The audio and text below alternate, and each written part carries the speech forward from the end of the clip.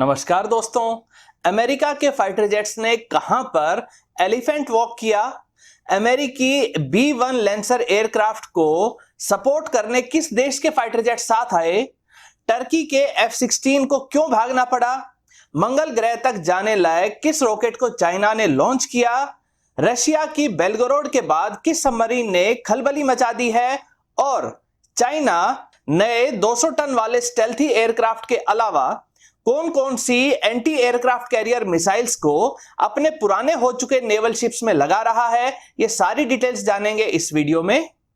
नमस्कार दोस्तों, मेरा नाम है अमित और मैं स्वागत करता हूं आपका अमित अपडेट्स चैनल पर। चलिए दोस्तों शुरू करते हैं। इंटरनेशनल अपडेट्स में पहली खबर आई है ग्रीस देश की तरफ से। ग्रीस की एयरफोर्स ने एक वीडियो जारी की है जिसमें टर्की के F-16 द्वारा ग्रीस के एयर स्पेस को वायलेट करने संबंधी रिकॉर्ड्स हैं। टर्की के F-16 अक्सर ग्रीस के क्षेत्र में घुस आते हैं, लेकिन इस बार ग्रीस के मिराज 2000 फाइटर जेट्स ने टर्की के F-16 को रडार लॉक कर लिया था। हालांकि मिराज फाइटर जेट से BVR मिसाइल लॉन्च नहीं की गई, लेकिन टर्की के F-16 को डरकर भागते हुए जरूर देखा गया है। इसी दिन टर्की के 2 F-16 ने उस हेलीकॉप्टर को भी काफी परेशान किया था जिसमें ग्रीस के minister of national defence travel कर रहे थे। दोस्तों अगले इंटरनेशनल अपडेट में बात करते हैं उस तस्वीर की जो अमेरिका की ग्लोबल ताकत का एहसास करवाने के लिए काफी है, जहां किसी भी ताकतवर देश को अपने लॉन्ग रेंज वाले और बड़ी संख्या में मिसाइल्स ले जाने लायक एयरक्राफ्ट जैसे B-1 लैंसर इसके साथ अपने फाइटर जेट्स को भेजना पड़ता है, तो वहीं दूसरी तरफ अमेरिका के पास दुनिया में लगभग हर जगह पर नेटो सहयोगी देश उपलब्ध हैं जिनकी एयरफोर्स अमेरिका के लिए ही फोर्स मल्टीप्लायर का काम करती है। ज्यादातर नेटो देशों के पास अमेरिकी फाइटर जेट्स ही मौजूद हैं। इस तस्वीर में भी आप देख सकते हैं कि कैसे डेनमार्क की एयरफोर्स का F-16 अमेरिकी B-1B लैंसर एयरक्राफ्ट को एस्कॉर्ट कर रहा है। सभी नेटो सहयोगियों को अमेरिका ने अपने ही फाइटर जेट्स बेचकर ना सिर्फ अपने डिफेंस इंडस्ट्री को बहुत आगे बढ़ा दिया है, बल्कि यह भी सुनिश्चित किया है कि किसी भी देश से लड़ाई के समय इन नेटो देशों की एयरफोर्स को अमेरिकी एयरफोर्स के साथ इंटीग्रेट करने में कोई इंटरऑपरेबिलिटी की समस्या ना आए। अब बात करते हैं चाइना के एक्सपेरिमेंटल क्रू स्पेसक्राफ्ट की। चाइना ने 5 मई को अपने नए व बेहद ताकतवर रॉकेट जिसे लॉन्ग मार्च 5B नाम दिया गया था, इसे ऑर्बिट में पहुंचाया। जिस तरह अमेरिका अंतरिक्ष में दूर तक जाने वाले मिशंस यानी कि चंद्रमा और उससे आगे इंसानों को ले जाने लायक ओरियन कैप्सूल तैयार कर रहा है, तो उसी तरह की कैपेबिलिटी के लिए चाइना ने भी इस लॉन्ग मार्च 5B रॉकेट में एक कैप्सूल लगाकर भेजा है जिसमें इंसानों को दूर अंतरिक्ष तक ले जाया जा सके। फिलहाल इस कैप्सूल में इंसान मौजूद नहीं थे और यह एक्सपेरिमेंटल लॉन्च था। चाइना जल्दी ही अंतरिक्ष में एक स्पेस स्टेशन को पूरा करने में लगा है जो कहीं ज्यादा एडवांस्ड होगा। चाइना इस वर्ष अपने मंगल ग्रह के मिशन को भी लॉन्च करेगा जिसमें मंगल ग्रह पर रोवर भेजा जाएगा। इस रॉकेट की सफलता चाइना के लिए काफी जरूरी थी। मार्च में उनका लॉन्ग मार्च 7A रॉकेट चाइनीज सैटेलाइट को ऑर्बिट तक पहुंचाने में फेल हो गया था। अप्रैल में भी लॉन्ग मार्च 3B रॉकेट जो इंडोनेशिया के सैटेलाइट को ले जा रहा था वह भी फेल हो गया था। अब बात करते हैं रशिया की। सबसे बड़ी सबमरीन बेलगोरोड जो एक न्यूक्लियर क्षमता वाले अंडर वाटर ड्रोन को ले जाने की काबिलियत रखती है, उसी तरह की एक और सबमरीन जून के अंत तक रशिया तैयार कर लेगा। इसमें पोसीडोन नाम के न्यूक्लियर क्षमता वाले अंडर वाटर ड्रोन्स लगे हैं जो 600 किलोमीटर दूर तक जाकर दुश्मन के क्षेत्र को पूरी तरह से डिस्ट्रॉय कर सकते हैं। ये ड्रोन्स पानी में 1 किलोमीटर नीचे ट्रेवल कर सकते हैं, जिस कारण इन्हें ट्रैक कर पाना और रोक पाना लगभग इम्पॉसिबल है। बेलगोरोड व इस नई सबमरीन में ऐसे 6 पोसीडोन ड्रोन लगे हैं। एक ही ऐसा ड्रोन अमेरिका के एयरक्राफ्ट कैरियर व उसके साथ चल रहे सभी सपोर्ट शिप्स जिसमें सबमरीन्स, डिस्ट्रॉयर जहाज भी शामिल हैं, उन्हें यह पोसीडोन एक साथ न्यूट्रलाइज कर सकता है। सबसे खास बात यह है कि इस तरह के ड्रोन्स को लॉन्च करके बेलगोरोड व नई सबमरीन आसानी से दुश्मन के क्षेत्र से दूर रहकर एक मदरशिप की तरह पूरे अटैक को कंट्रोल कर सकती हैं। अब बात करते हैं अमेरिकी एयरफोर्स की। अमेरिका की एयरफोर्स दुनिया की सबसे बड़ी और सबसे ताकतवर एयरफोर्स है, जिसमें एक से एक एडवांस्ड फाइटर जेट मौजूद हैं। जिस तरह अमेरिकी नेवी अपने एयरक्राफ्ट कैरियर वाले फ्लीट को दिखाकर अपनी ताकत की नुमाइश करती है, उसी तरह अमेरिकी एयरफोर्स बहुत सारे फाइटर जेट्स को एक साथ रनवे पर दिखाकर अपनी ताकत दिखाती है। इस तरह के सीन को एलिफेंट वॉक नाम से जाना जाता है। 5 मई को अमेरिकी एयरफोर्स के 3rd, 176th और 477th विंग के फाइटर जेट्स ने अलास्का में एक साथ इस तरह के एलिफेंट वॉक को आयोजित किया था।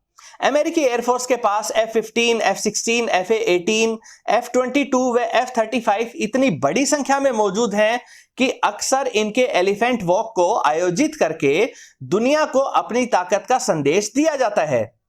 दोस्तों, इंटरनेशनल अपडेट्स में ही चाइना की कुछ और डिटेल्स हैं जिनके बारे में बात कर लेते हैं।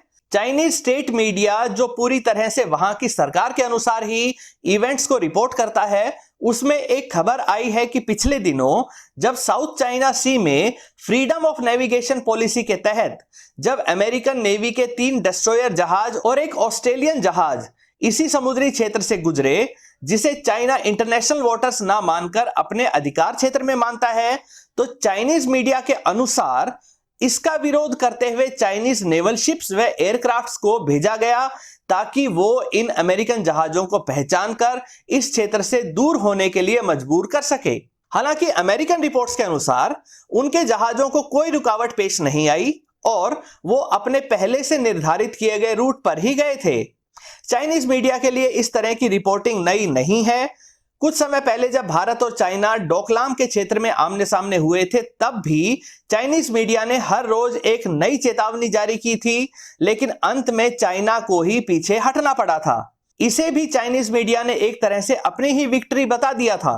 बात करें चाइनीज नेवी की, तो चाइनीज नेवी लगातार अपनी ताकत को नए लेवल पर ले जा रही है।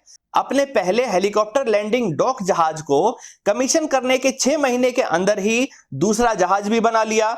2 एयरक्राफ्ट कैरियर बना चुके हैं और अगर मैन्युफैक्चर करने की यही स्पीड रही तो 2035 तक टोटल 6 एयरक्राफ्ट कैरियर व उनके सपोर्ट शिप्स का निर्माण भी कर लेंगे। कुछ रिपोर्ट्स की माने तो चाइना ने इस समय तक अमेरिका से भी ज्यादा सबमरीन्स बना ली हैं। हालांकि चाइनीज सबमरीन्स अमेरिकन सबमरीन्स जितनी बड़ी, ताकतवर व स्टेल्थी नहीं है। फिर भी जिस तेजी से नए नेवल जहाजों को इतनी जल्दी चाइना तैयार कर पा रहा है, इससे जल्दी ही अमेरिका के लिए बेहद बड़ी चुनौती साबित होने जा रही है। और ना सिर्फ नए जहाज बल्कि पुराने जहाजों को भी बहुत तेजी के साथ चाइना नए हथियारों व powerful anti aircraft carrier missile से लैस कर रहा है। पिछले दिनों इसकी झलक मिली जब 20 वर्ष पुराने एक डिस्ट्रॉयर जहाज पर 16 YJ-12 सुपरसोनिक एंटीशिप मिसाइल्स को इंटीग्रेट किया गया, जो खास तौर पर अमेरिकी एयरक्राफ्ट कैरियर को बड़े नुकसान पहुंचाने के उद्देश्य से ही तैयार की गई हैं। YJ-12 मिसाइल मैक 4 यानी लगभग 5000 किलोमीटर पर आवर की स्पीड से आगे बढ़ सकती हैं। इनकी रेंज 350 किलोमीटर तक है और ये बेहद ताकतवर 500 किलोग्राम के पेलोड को कैरी करती हैं। ये पेलोड अमेरिकी फ्रिगेट्स में इस्तेमाल हो रही मिसाइल से कहीं ज्यादा है। YJ-12 मिसाइल पर एक ताकतवर न्यूक्लियर पेलोड को भी माउंट किया जा सकता है। YJ-12 को चाइना पुराने रशियन सोवरेमेनिक क्लास के डिस्ट्रॉयर जहाजों पर भी लगा रहा है, जो अब लगभग 30 वर्ष पुराने होने वाले हैं। सिर्फ इतना ही नहीं, चाइना ने American B-2 spirit long range के स्टेल्थी एयरक्राफ्ट जैसा ही एक H-20 स्टेल्थी एयरक्राफ्ट बना लिया है। यह 200 टन वजनी स्टेल्थी एयरक्राफ्ट 45,000 किलोग्राम तक की मिसाइल्स को 8,000 किलोमीटर दूर तक ले जाकर दुश्मन को बेहद बड़ा नुकसान दे सकते हैं। इस तरह के लॉन्ग रेंज वाले स्टेल्थी एयरक्राफ्ट को खास तौर पर परमाणु हथियारों को ले जाने के लिए बनाया जाता है। चाइना अक्सर यह क्लेम करता है कि वो अपनी मिलिट्री पावर को सिर्फ डिफेंसिव यानी खुद की रक्षा के लिए ही बढ़ा रहा है, लेकिन इस तरह के बेहद महंगे स्टेल्थी एयरक्राफ्ट को बनाना कुछ और ही दर्शाता है। वैसे न्यूक्लियर मिसाइल्स को हवा से लॉन्च करने के लिए चाइना ने H-6 एयरक्राफ्ट को भी स्पेशली मॉडिफाई कर रखा है।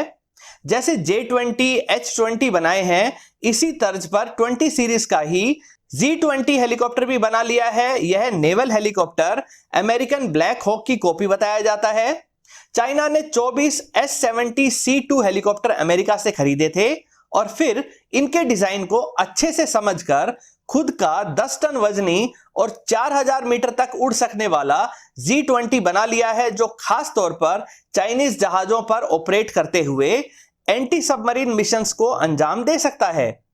वैसे चाइना अपने J20 स्टेल्थी फाइटर जेट को भी काफी बढ़ा चढ़ाकर पेश करता है और इसे F-35 से कहीं बेहतर बताता है। हालांकि एक्सपर्ट्स ये सवाल भी पूछ रहे हैं कि जब J20 पर इतना भरोसा था तो रशिया से 24 Su-35 क्यों खरीदने पड़े, और पिछले दिनों रिपोर्ट आई है कि और अधिक मात्रा में Su-35 को खरीद सकता है। चाइना अपनी टाइप 94 सबमरीन को भी अपग्रेड करते हुए इसमें JL मिसाइल्स, जिनकी रेंज 1500 किलोमीटर तक थी, उनको हटाकर JL-2 बैलिस्टिक मिसाइल्स लगा रहा है, जो 7000 किलोमीटर तक जा सकती हैं। ये मिसाइल्स भी खास तौर पर न्यूक्लियर पेलोड ले जाने के लिए ही डिजाइन की गई हैं। दोस्तों बात करते हैं कमेंट सेक्शन की। दोस्तों आपकी राय में दुनिया भर में एक से एक बड़े और ताकतवर हथियारों, सबमरीन्स, फाइटर जेट्स की ये रेस हमें यानी इस दुनिया को कहां ले जाएगी? अपनी राय कमेंट सेक्शन में जरूर रखें। साथ ही ये भी बताएं कि चाइना की इस बढ़ती हुई ताकत का राज क्या है, कैसे वहां से हर दूसरे दिन एक बड़े प्रोजेक्ट की खबरें आ जाती हैं। अपनी राय कमेंट सेक्शन में जरूर रखें। दोस्तों उम्मीद करता हूं वीडियो आपको पसंद आई होगी। अगर ये वीडियो आपको अच्छी लगे तो इसे लाइक करें, दोस्तों के साथ शेयर करें और चैनल को सब्सक्राइब करना ना भूलें। नमस्कार।